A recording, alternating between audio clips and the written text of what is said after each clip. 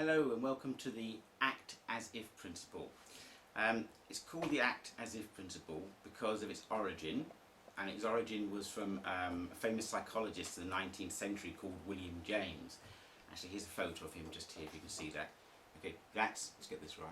That's William James. Can you hear me? That's William James, and he died at the beginning of the 20th century. Now he wrote loads of books, and in particular he wrote two massive tomes.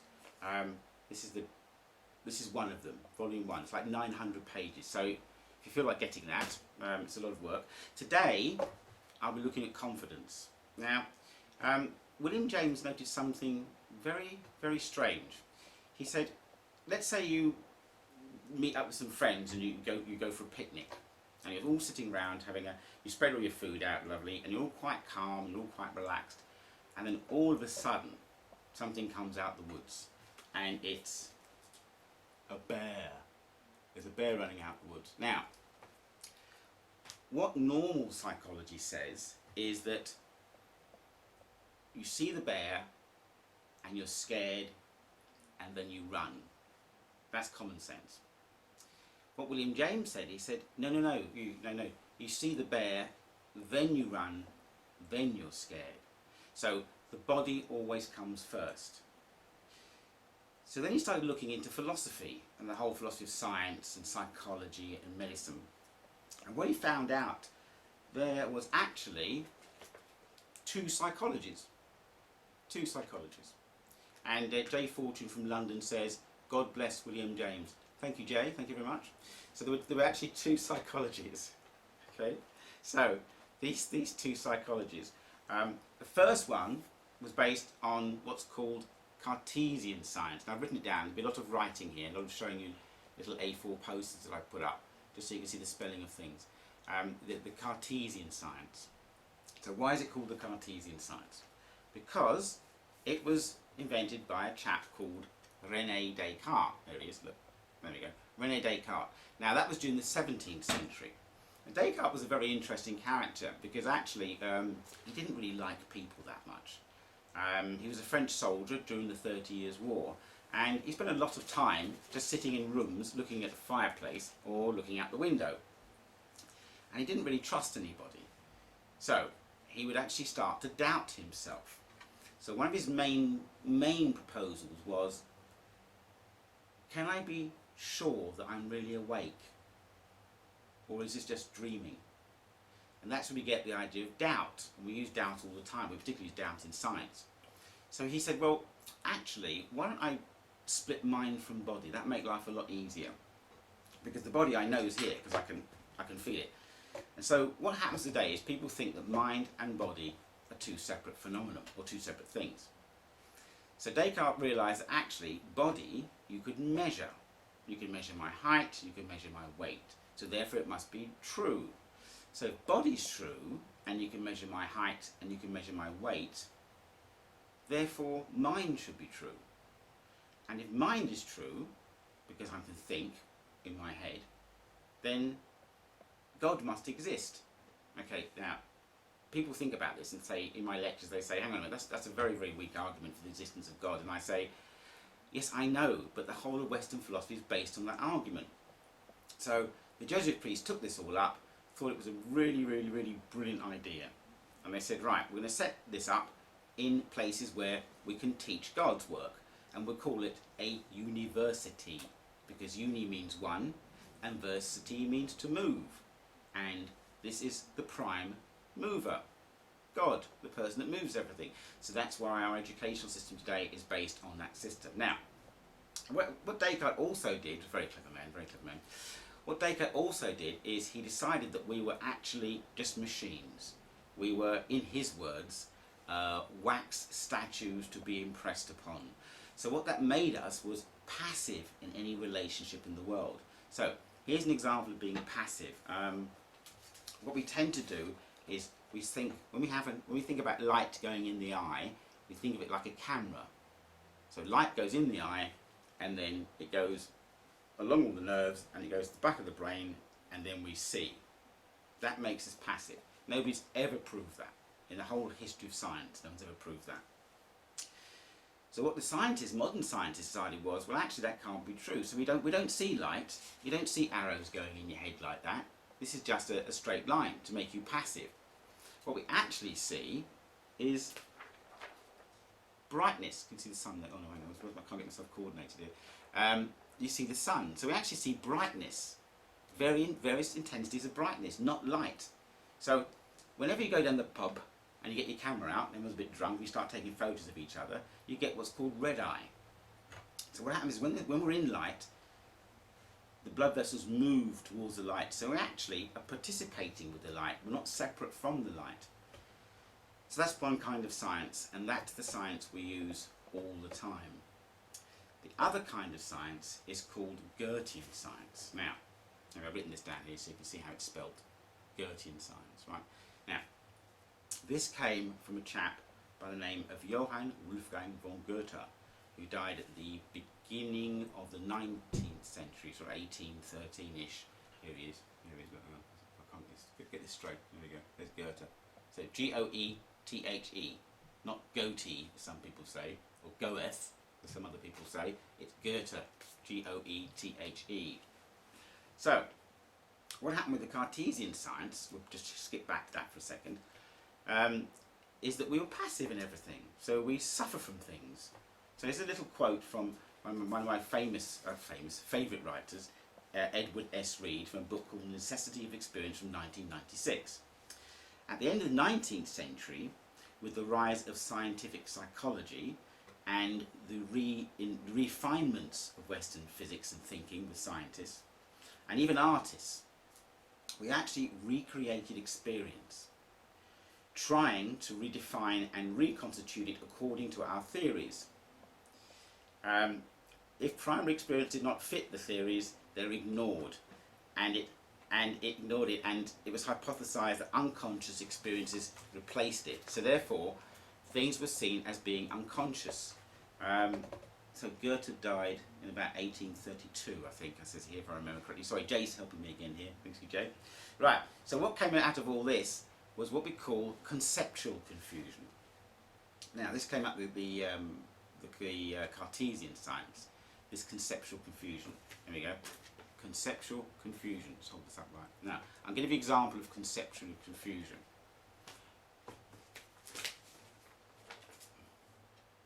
Let's start with that problem. Brains don't think. Okay, so we think with our brains. Eyes don't see. We see with our eyes. Hands don't touch. We touch with our hands. So this led to some sort of conceptual confusion, because this is based on Descartes' passivity again. So we think in our brains. This is not correct. What tends to happen is we are aware of thinking, and because all our senses, other than touch, are all above the bottom lip. Okay, so everything's above the bottom lip except for touch, which is the whole body. So feeling, the ability to feel things, is much, much greater than the ability to see, hear, smell, taste, whatever. So Goethe recognised the fact that the reason why the brain is here, and the eyes are here, and the ears are here, and the nose is here, is because it's guarding the entrance to the body, the mouth. When a baby is born, the first thing it does when it can grasp with its hand is stick it in its mouth.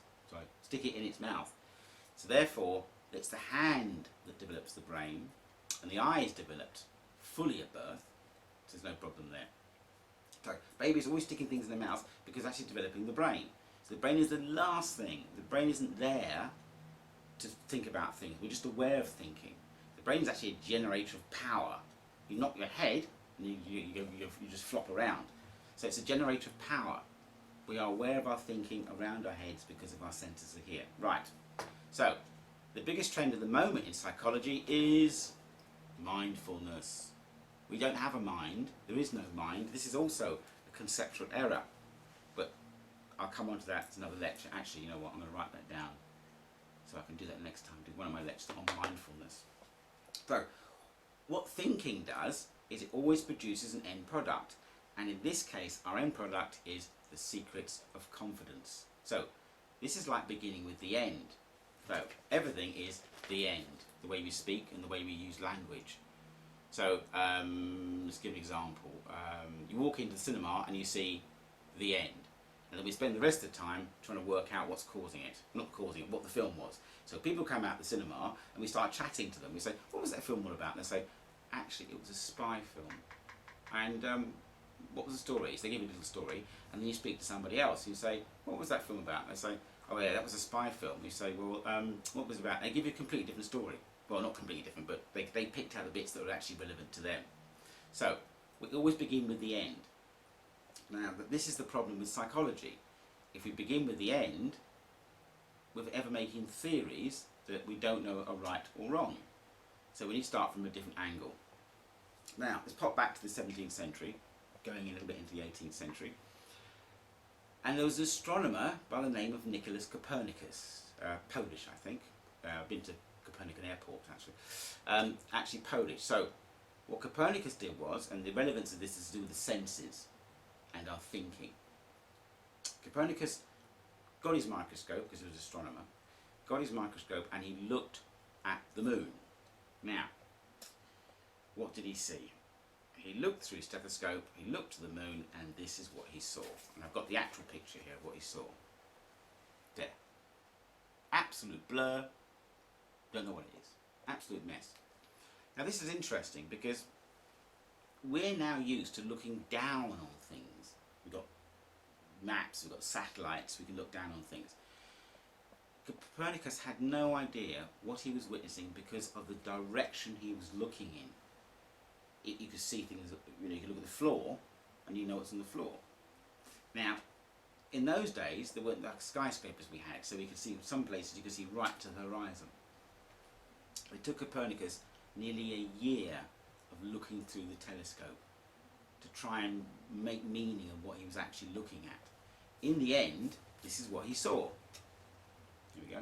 There you go. Something similar to that. He saw the moon. Now, here was the problem. Because with his calculations, he'd actually worked out that the Earth was not the centre of the solar system. It was the sun. So, he did all the calculations. Of course, this didn't help because the church didn't like this, because the church saw actually that the Earth was the centre of the solar system. So, Copernicus went off and he showed all his findings to the church, you see. So he gets all the churchmen together and he says, look, I've done the calculations, here's the proof, he says, here's the proof that the moon looks like the Earth because it's all full of craters. He said, have a look. And they all looked through the telescope and they went, oh yeah, are you mad? We can't see anything. Then they just locked him up after that. He was under house arrest until death. So, this is why modern science says never trust the senses. This is why we're always passive. That's why we're always saying, oh no, we mustn't trust ourselves. We've always got to do research, scientific research. So what the modern science has done is taken away personal experience. Well actually, what I'm going to do is put it back again. So there'll be no more of this, okay? So when you see something you don't know what it is, or when you feel something you don't know what it is because it's personal experience, you'll see similar to this, you'll see nothing. So Copernicus said, actually, what makes me see this one is actually meaning. Meaning makes me see, not looking. If something means something to me, I know what it is. I see it. Pen. If you go to a,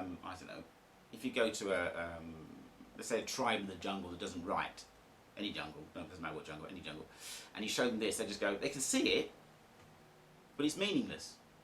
Until you show them what it does, and they probably think it's like magic and try to hang you or something, I don't know.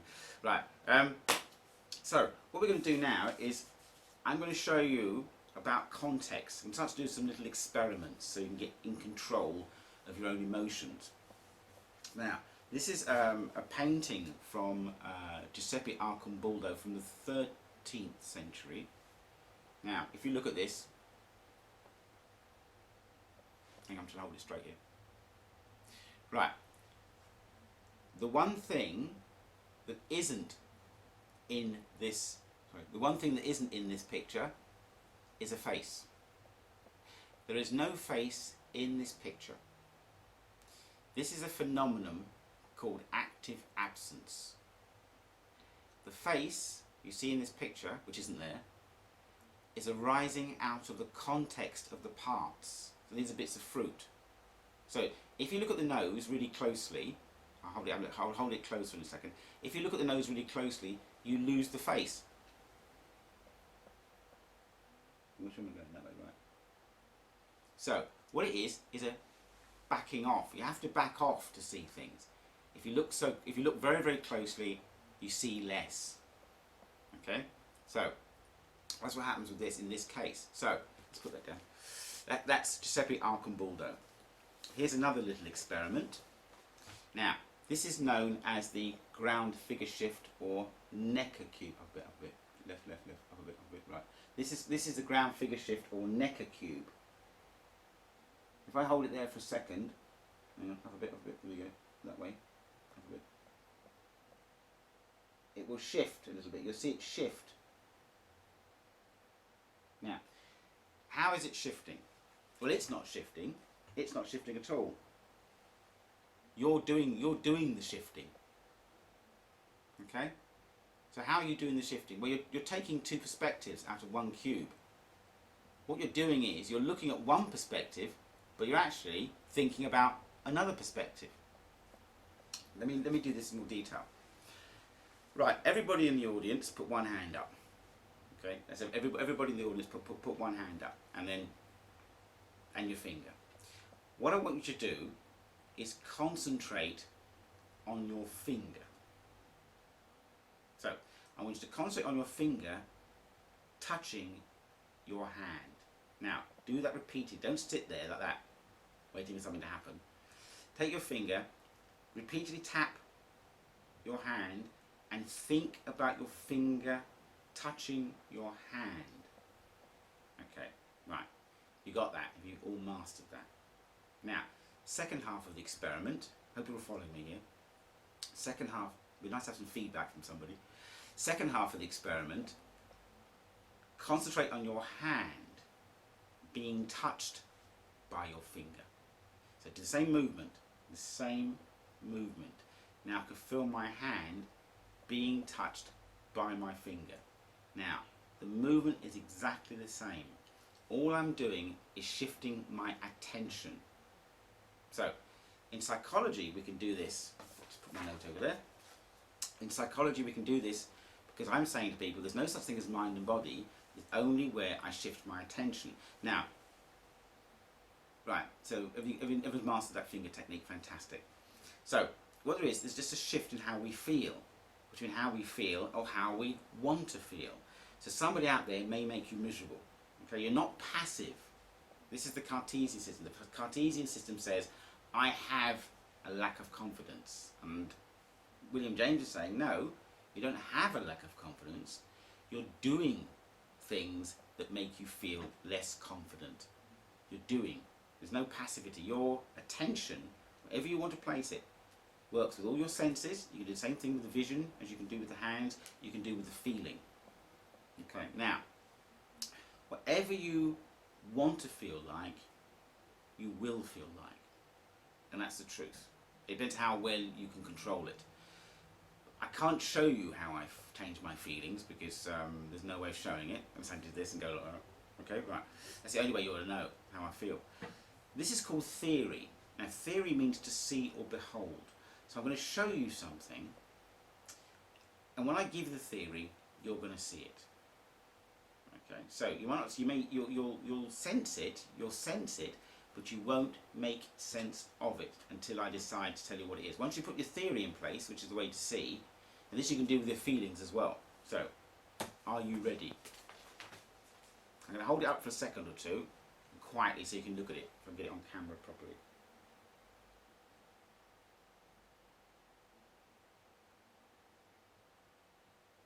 Okay, so what most people see is a series of blotches. So you're sensing it. The images of the blotches and the white bits are going in your eyes and they're going to your brain. I think, yeah, they're going into your eyes. So until I give it meaning, is actually meaningless to quite a few people. And I suppose everybody in the office is looking at this at the moment. Okay, so all the black bits and blotches are going in, you're seeing them, but they're meaningless. Okay, but you're seeing the picture. Now this same thing happens with your emotions. Unless you give your emotions some meaning, you just become a sort of slave to them, as if your emotions were something outside of your body. You can't have confidence problems. You can't have that because it's not a tangible object to hold. You can have a car because you can not have a car. You can't be not confident. It doesn't make any sense. Actually, people who are confident don't go around saying, I'm confident. They just get on with it. Back to the picture.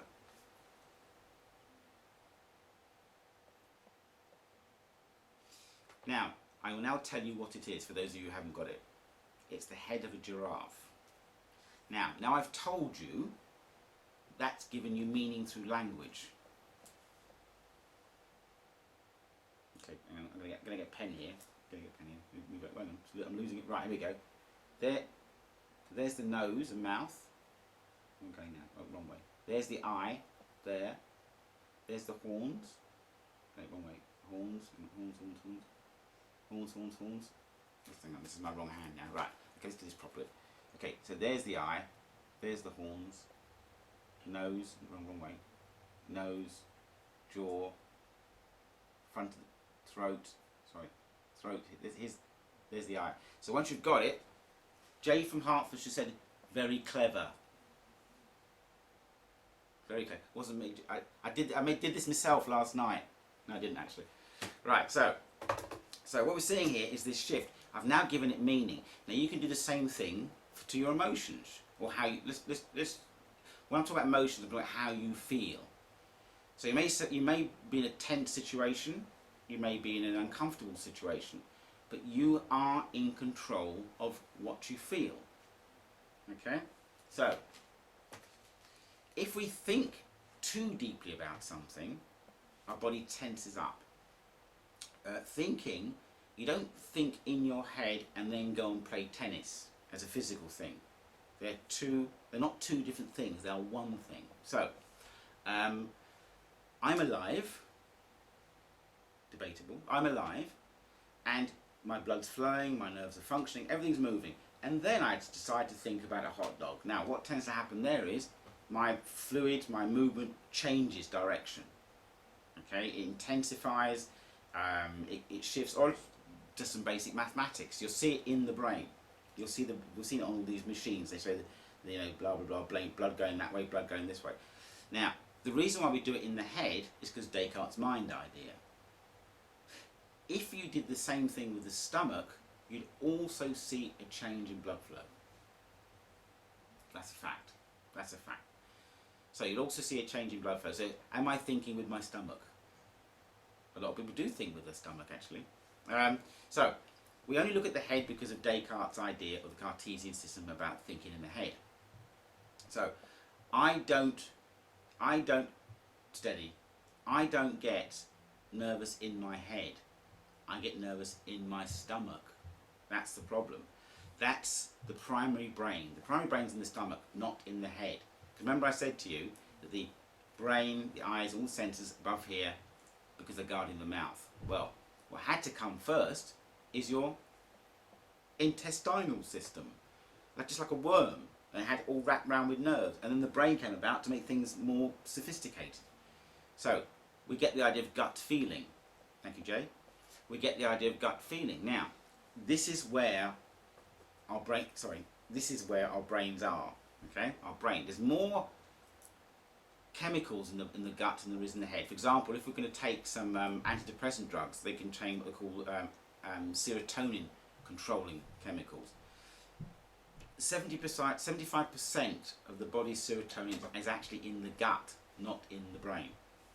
Right, so if we start thinking about things, things tense up. So, thinking is an activity. If you've ever had a headache, you'll know that thinking is actually an activity. So, if you've had a bad headache and someone says, oh, would you like something? Oh, I can't think, my head hurts. because it's movement. It's movement. So thinking about something and playing tennis are exactly the same things, but to a greater expression. Hence we have the word, oh, I didn't do a picture of this. Right, I'm going to write it down. Hence we have the word emotion. E, the letter E, in Greek means out. Motion means to move. So we go from thinking, which is a kind of internal motion. I wonder what in is in Greek. I'll work that one out later. Right, so we've got the in motion, which is thinking, and the emotion, which is outward. They're exactly the same thing. So, where are we up to? Right, so thinking raises it. If you think heavily, and you keep thinking heavily, and you don't do it, and you don't actually emote yourself, you end up with stomach ulcers. There you go, because it's the stomach again. This is what we call stress. There you go, all beginning to make sense. Right, where are we up to? So, what we have to do is, keyword, experience. Not just think about things, we've got to experience them, we've got to do things. We actually have to do things. What tends to happen before we end up having a confidence issue, let's say we're going to have to give a talk or something, like that, nail biting. We say we lack confidence, but actually the tension arises in our body and we relate it to the world we're in or where we are. So we say, I'm feeling all hot, my stomach feels all nervous. Right, so this is a lack of confidence. Now we have to control that. So what we have to do is not think about it, because that makes it worse. Because if we think about the confidence, that's the end product. Be aware of your body tension, number one. Okay, because that tension expresses itself where we are as a lack of confidence. What we have to do is back up. Remember the Arkham Bulldog picture? What's the Arkham Bulldog picture? Put it somewhere. Right, okay. So, when we get the Arkham Bulldog picture, we can see the face more if we back up. Because if we start looking at one particular part, let's say you look at the nose again, let's say you just look at the nose, you lose context of the face. It comes out of sync. So what we've got to do when we feel we have confidence problems is to just back up a bit into ourselves. What we have to do in particular is deepen the experience. Okay? We deepen it. We don't go forwards, we go backwards into ourselves and think, okay, how do I feel? So, it's called the act as if principle. We want to catch confidence in the act, or lack of confidence in the act, and that comes through as emotion. So, when it comes out as emotion, we've got to be aware of ourselves feeling a certain way. This is what Descartes didn't want. Oh no, he wanted it all to be in the brain. No, it's not in the brain, Descartes. It's in the gut. It's in the gut.